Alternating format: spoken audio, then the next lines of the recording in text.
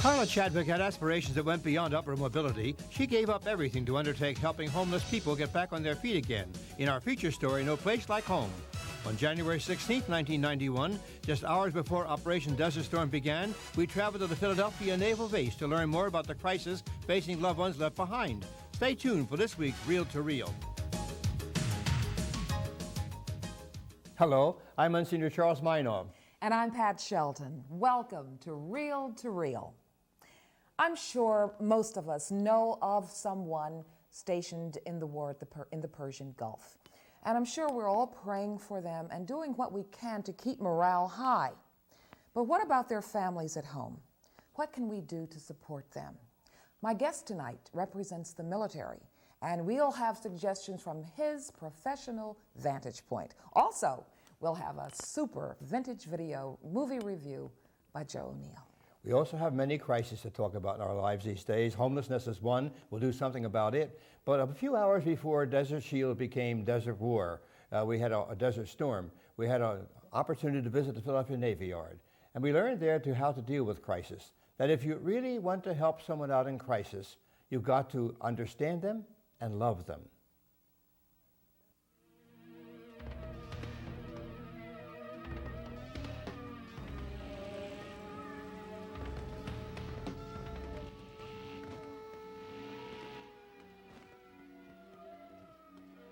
Wednesday, January 16th, the first air attack mission against the Iraqi military installations began. Since these attacks, people have been concerned for their loved ones serving in Operation Desert Storm. Here at the busy gates of the United States Naval Base in Philadelphia, Pennsylvania, the thought on everyone's mind is concern, not only for those serving, but also for the ones left behind. Although there are many troops over in the Persian Gulf, we still have many family members who are trying to cope with this crisis in their own way. Everyone has different views on war and different ways of dealing with such conflicts. Here at the Naval Base, the chaplain and his office provide support and assistance to troops and their families during this difficult time. They're intensely involved with what we would be naturally doing back here, completely pastoral. Their attitude is such that we've all been at sea, been away from home before, almost all of us, so we know what it's like to live in the fields and on ships, and to be pastor to them in every way. And we keep in touch through message traffic, and of course we work with their dependents, so many of them who live right here.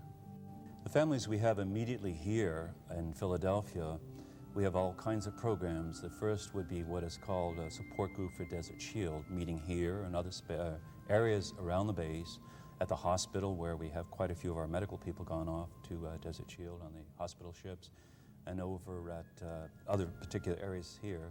We meet with them, we talk, we pray, and we offer some very positive expressions, say one-on-one counseling, working with their children, talking to them at off times, and trying to get one another to support and to tell them our experiences too, because we identify with them, having been in spaces like that.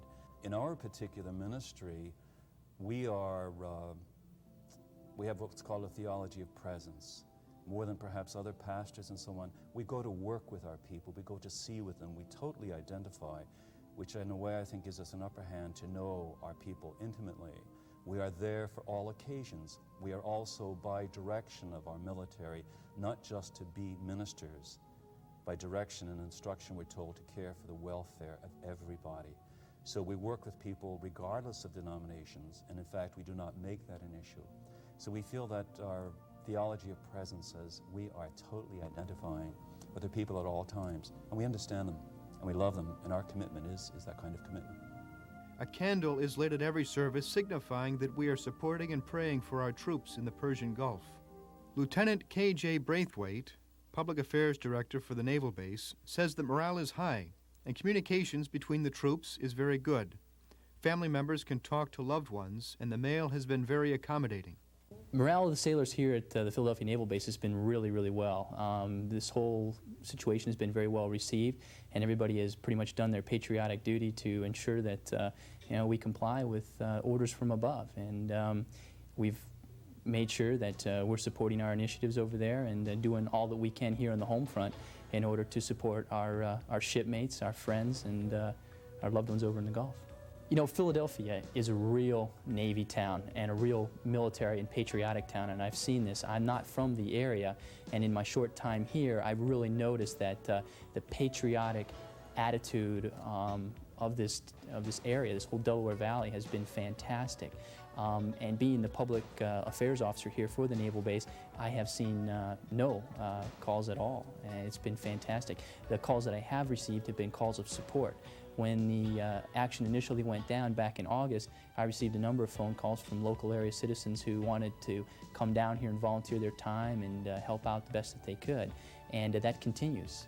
I think what we can all do here back in the United States and here in the Delaware Valley is to really support the guys over there, is to let them know that, you know, through yellow ribbons on our mailboxes or writing letters to any sailor, any Marine, any soldier over in the Middle East, to let them know that we're behind them, that it's not necessarily their choice to be there. They're answering their patriotic call to duty to do what they think is right, to go and make sure that, you know, our country's initiatives and our country's doctrines in that foreign country or countries in an area at will is being upheld. I think it was very sad to see a lot of our service people come back from Vietnam to a reception that wasn't very warm. And if we could, I would say, alleviate anything or actually not fall into that same thing again, it would be to our definite advantage to welcome our people when they come back from the Middle East with warm and welcoming hands, to let them know that you know, they were thought of and well-respected patriots. To write to sailors and Marines serving in shore-based units in Saudi Arabia, send to Operation Desert Storm, APO New York, 09848-0006. For Navy Marine Corps men and women serving aboard ships in the Gulf region, send to Operation Desert Storm, FPO New York, 09866-0006. All of us are concerned about the war in the Persian Gulf, but what can we ordinary citizens do to help our military personnel? My guest tonight might have a clearer insight into that than the average man on the street. I'd like you to meet Lieutenant K.J. Braithwaite, the Public Affairs Officer at the Philadelphia Naval Shipyard. Thank you for joining us tonight, Lieutenant. My pleasure, Pat. Thank you for having me. Oh, it's our pleasure. I'd like to know, Lieutenant, now that we're in Operation Desert Storm, what are the general feelings of the personnel stationed at the naval base? Well, the people at the naval base, of course, are very supportive of everything that's going on, especially from what our Commander-in-Chief, President Bush, has delegated us, our task. Our feelings are with our shipmates over there, of course. The morale is high. The feeling is, I think, very patriotic on the base. I see it every day on all my travels around the base. Everybody has a great feeling that they would want to be there, that they would want to take part in this. After all, they have gone through a lot of training themselves, and they are, to a T, very patriotic people. Personnel, morale is high. Morale is very high, yes. That's great. Now, speaking of morale, we've had an awful lot of anti-war demonstrations in this country. Has the anti-war demonstrations done anything to lower morale this side or in the Gulf? Actually that not. You know of? Actually not. It's been it's something I think that a lot of us in the military are concerned about. We definitely want to feel that our country is behind us, and I think through the Yellow Ribbon campaign, I see more and more people wear yellow ribbons every day. That's fantastic. The American flags that we see flying, the fact that you can't even go into a store today and purchase an American flag because everybody's sold out. That's right.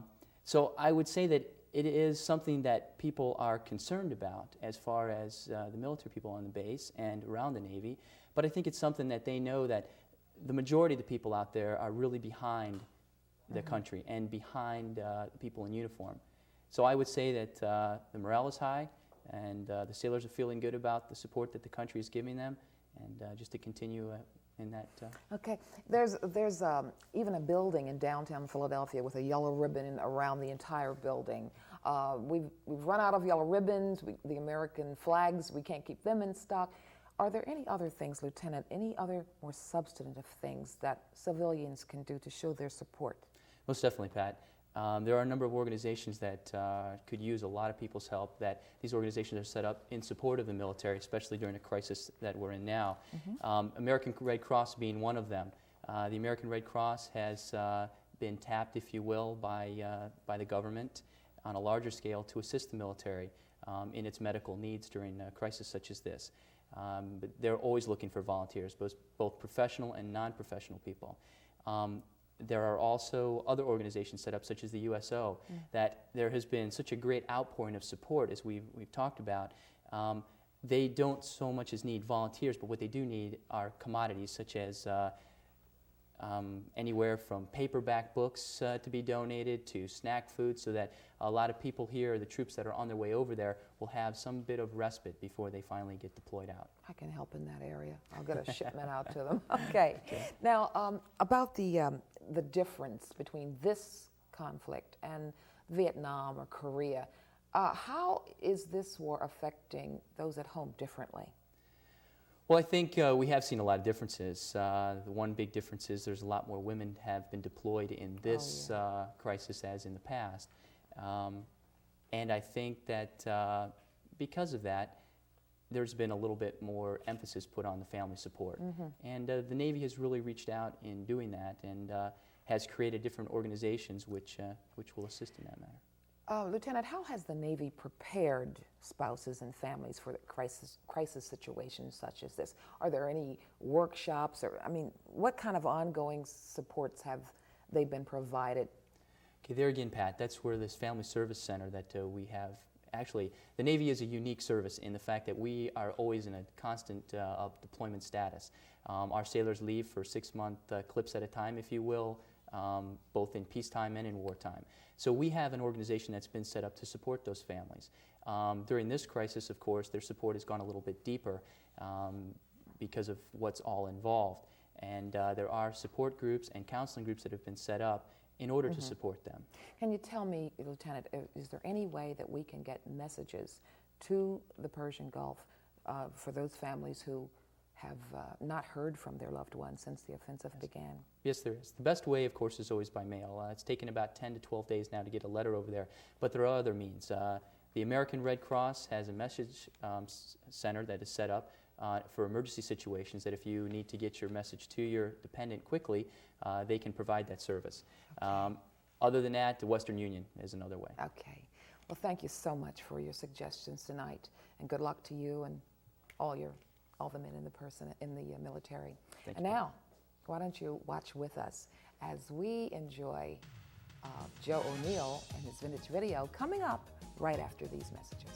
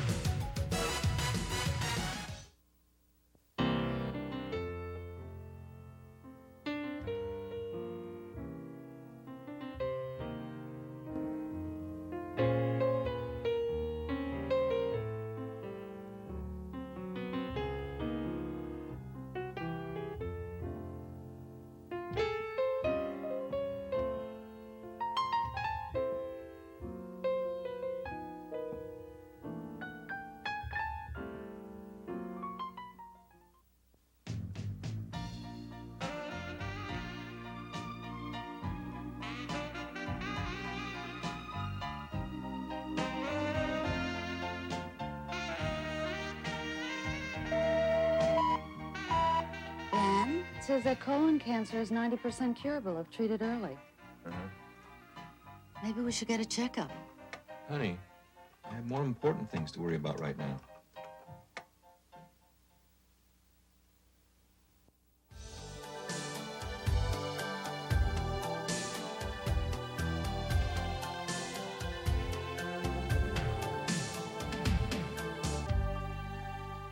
None of us can really escape crises. Either we have to serve them or be hit by them. One group of people especially would be the aged, the retired people, and the infants, as young children, who get caught in a terrible crisis of homelessness, for instance. Well, many things can be done. Now, you can sit around and wait for an organization to solve your problem, or you can use your talents and start in. These children are the innocent victims of an American tragedy, homelessness. There are an estimated 3 million Americans living on the streets of the richest country in the world. If it weren't for shelters like this, most of these children would be sleeping in parks, dark alleys, or in automobiles. Who are the homeless? Often they are just like you and me. A homeless person isn't always a wino or a burned-out drug addict. In many cases, these people just need a helping hand to get back on their feet again. But where does the help come from? It comes from people like Carla Chadwick. Carla was a successful art director for a large media company in Los Angeles. But Carla had a vision that went beyond material needs. She is driven by the desire to help others. Carla has a special love for children, so much so she attended classes at a local college to prepare her to work with young people who have emotional problems. Then, one night, a vision came to her. While sleeping, Carla was given a blueprint of how she could truly help the children she loves so very much. I woke up in the middle of the night, one night about 2 years ago, feeling a very strong feeling that there was something that I had to do with my life. And I've always loved children, and I felt like I was being told by God that it was important for me to put seniors and children together, and that would be the purpose of my life. The Harmony Project's goal is to put senior citizens with homeless children in a homeless shelter environment in a daycare setting. We want to pair the two together so that they can share their experiences and learning. In addition to that, we also want to bring in social services for the parents so that we're providing a total package of services for homeless families to lift them up out of their circumstances. The Harmony Project has caught the eye and support of numerous celebrities, like L.A. Law's Susan Day.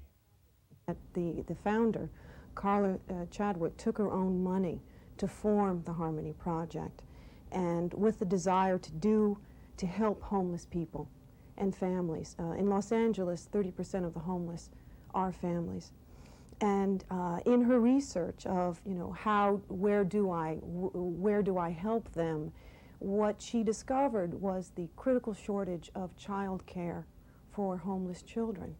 And if therefore the awareness level that if there is no child care for these children, how can these, many of them single mothers or parents, go out and get work if there's no one to take care of their children? Well, if the Harmony Project would have been in effect 6 months ago, I might still have my son with me today. And he's been put in a foster home because I was homeless.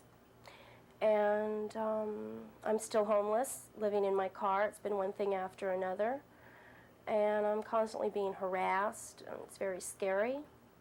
And it's just really hard once you've become homeless. It's very hard. And people don't understand that. Compassion for people like Maria inspired Carla's lifetime commitment to help the homeless, regardless of what it costs her. In order to start the Harmony Project, I liquidated a real estate investment that I had, in addition to using a small inheritance that I received from an aunt that died. And then I was able to quit my job and devote full-time to the Harmony Project. The money that I had originally invested in the project, of course, as all money does, ran out. And at that point, I had to refinance my mother's home, which she fully cooperated in. And I was able to get enough money to live on, and that money will probably last me for another 4 or 5 months. And I'm hoping that the project will be funded before my money runs out. Raising money to support the Harmony Project is paramount to the survival of this worthy cause. Artist Mariana Tempty Long lends her support and her talent to the Harmony Project. I contacted Carla after I had read an article about her in the LA Times. The article struck me in my heart as far as the organization that I wanted to be connected to with my cards. These are drawings of real people that I have seen on the streets. The studio where I was working is in close proximity to MacArthur Park, and through the course of 7 years, I observed many street people walking back and forth in front of my office. And the drawings are a result of my emotional response to the homeless problem. These cards represent the plight of the homeless. With each card sold, the Harmony Project comes $1 closer to getting someone off the street. Another way Carla plans to support her project is through the Magic Storyteller. And I feel that my writing is very definitely a gift from God, and that it's very definitely to be used for fundraising for this project. And what I'd like to do is see my stories animated, so that, because the stories are about learning to cope with death and learning to deal with issues about the environment and homelessness, and teaching children a deeper set of values, because we have to transmit that to the children. If it doesn't happen to the children, it's not going to happen in the world, because the adults, maybe for most adults, it's a little late for them to change their ideas, but children are really still being formed. So through my stories, I hope to reach a lot of children and have them learn through them. And I would love to see my stories raise lots and lots of money for the Harmony Project. Working without taking a salary for herself, Carla gives of her time and resources in order to help others. Carla was very helpful in making a successful Christmas Day for, I think, some 50 to 60 people, including about, I would say, 10 to 12 children, by providing, I think it was 6 or 7 turkeys, some beautifully wrapped new gifts for the children, jackets to keep people warm, very nice new jackets. And there were some other items, but it really made a very substantial contribution to the success for everyone, all of the homeless and all of us involved, to having a really wonderful Christmas Day. Carla's relentless efforts and extreme sacrifices are beginning to pay off for those who have little hope for the future. For these homeless Americans, the Harmony Project will be like a dream come true. And for Carla Chadwick, it will be a dream come true. Well, Pat, Carla Chadwick did it. She got her own ideas going, used her own talents, but she also desired and used very well volunteer help. I'll bet you could volunteer something. Time now, Monsignor, for a Joe O'Neill vintage video review. This week, it's Field of Dreams. How do you say I love you to someone with whom you've always had trouble communicating when death suddenly takes them away? Each of us has someone we love very much, but who is gone, and a lot was left unsaid. The memory interrupts your daily chores, thoughts mixing happiness and regrets. How do you heal those regrets? An imaginative movie called Field of Dreams calls up those pangs of unhealed memory. The plot is inventive and complex, using baseball as a metaphor for heaven. But here's a quick review. A family man, played by Kevin Costner, plows over his Iowa cornfield to create a baseball field because a mysterious voice tells him, if you build it, he will come. The ghosts of a shamed early 20th century baseball team show up, and after this and more, Costner's character comes face to face with his deceased father's ghost. It's a bad relationship in need of healing. It's a movie that can make a grown man cry. Here's a clip from Field of Dreams. The ghost of baseball player Shoeless Joe Jackson makes his first visit on Costner's new baseball field. Mr. Jackson, this is my wife, Annie, and my daughter, Karen. Ma'am? Hi. Are you a ghost? Karen? Just kidding. It's okay. What do you think? You look real to me. Well, then I guess I'm real. Would you like to come inside? Thanks. I don't think I can.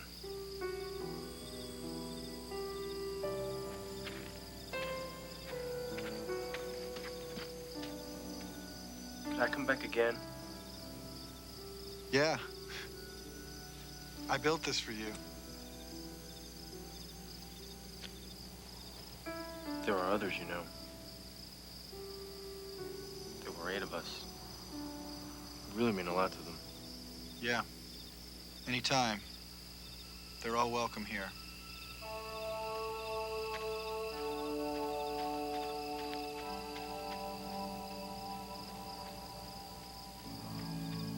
Hey! Is this heaven? No. It's Iowa.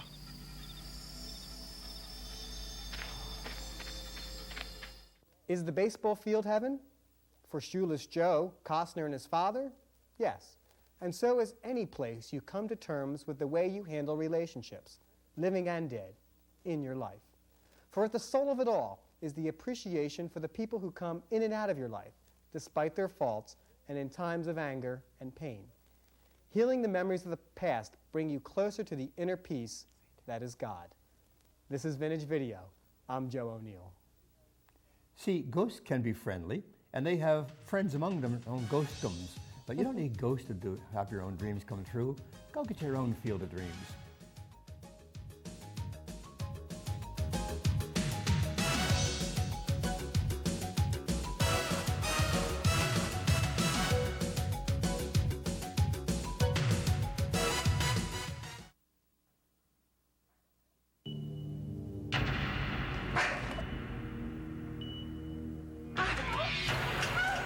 Six months ago, this man's heart suddenly gave out.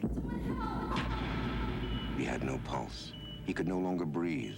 He got help from someone who learned CPR at the Red Cross. They got help from the United Way. Thank God the United Way got help from you.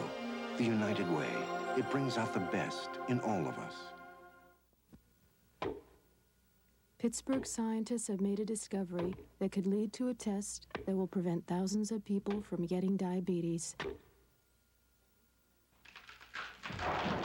Every cent counts.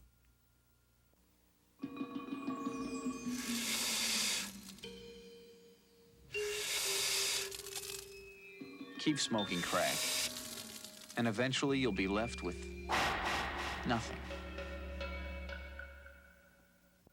We welcome your comments, suggestions, and donations and encourage you to write us at Reel to Reel, St. Charles Seminary, 1000 East Wynwood Road, Overbrook, PA 19096, or call us during regular business hours at 668-9842. I guess, Pat, that none of us escapes crisis. It touches us all somewhere along the line. It certainly does, Monsignor, but we're so lucky here in the States that all we have to do when it comes to this war is to write to the soldiers and pray for them and support them abroad and at home as best we can. Thank God most of us have a sense and awareness of the power of prayer, and our people are praying, and participation, all faiths, just been beautiful in this, and support. Yes. And you know, we'd like you to go to bed tonight in prayer, so we have a meditation for you before we say goodbye, so I'm going to say that now. Goodbye, and God bless you. Good night, everyone. Father, we come to you today to ask you to help us to develop better attitudes in life so that we can have the happiness that Jesus talked to us about in his Sermon on the Mount. He told us that we could be truly happy if we were poor in spirit, humble, open to relating to other people in our lives. And so as we think about the be attitudes in life, Lord, we pray that we can be more open to these attitudes so that the happiness that you have promised for us here on earth might truly be granted. Amen.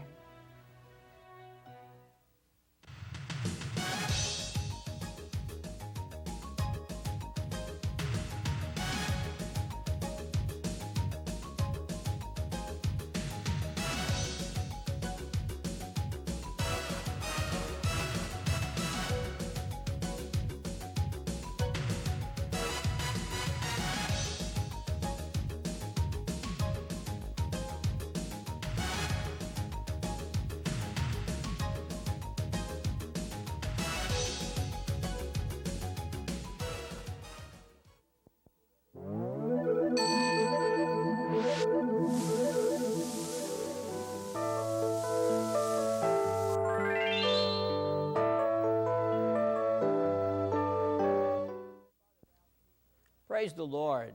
I'm Father Ralph Chifo from the Charismatic Office. Jesus assures us, I am the way, the truth, and the life. And each week at a charismatic prayer group, we experience through sharing, singing, and learning the joy of knowing the Lord with us. Become one of us and all of our brothers and sisters in prayer and the joy of learning about Christ's death and resurrection. Contact us at 668-HOPE.